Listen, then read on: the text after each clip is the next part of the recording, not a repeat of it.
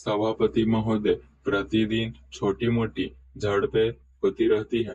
हमारी फौजें बड़े उत्साह से उनके मुकाबले में खड़ी हैं। उनके हौसले बहुत ऊंचे हैं, लेकिन हमारी सरकार का भी यह कर्तव्य है कि उनके हौसले को कभी गिरने न दे।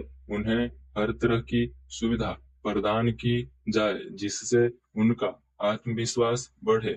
मैं मंत्री महोदय से अनुरोध करूंगा कि सरकार अपनी नीतियों के प्रचार का काम ठीक प्रकार से अपनी फौजों से करे। उनको अच्छे अच्छे हथियार दे। अनुसूचित जातियों और आदिवासी जातियों के आयुक्त ने जो अपना प्रतिवेदन प्रस्तुत किया है, उस प्रतिवेदन को देखने से यह प्रतीत होता है कि इसको तैयार करने में उन्होंने बहुत परिश्रम से कार्य किया है। इसके लिए मैं उनको और उनके सहयोगियों को धन्यवाद देता हूं, परंतु साथ ही साथ इस प्रतिवेदन के संबंध में कुछ आवश्यक निवेदन भी करना चाहता हूं। पहली बात तो यह है कि इस प्रतिवेदन को देखने से ऐसा प्रतीत होता है कि इन कार्यों के लिए जिस धन का उपयोग होता है वह 3 साधनों से उपलब्ध होता है, केंद्र सरकार द्वारा, राज्य सरकारों द्वारा और कुछ गैर सरकारी संस्थाओं द्वारा। प्रतिवेदन के अनुसार जितना धन इन कार्यों पर व्यय करने के लिए दिया जाता है, उतना धन पूरी तरह से व्यय नहीं हो पाता।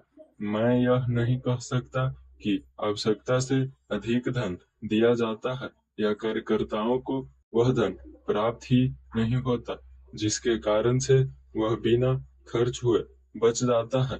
मैं तो यह चाहता हूँ कि जितना धन दिया जाता है उसका पूरा उपयोग हो और आयुक्त को यह न कहना पड़े कि इस कार्य के लिए जितने धन की आवश्यकता थी उतना धन नहीं मिल पाए और विवश होकर हमको उस कार्य को बीच में ही रोकना पड़ा।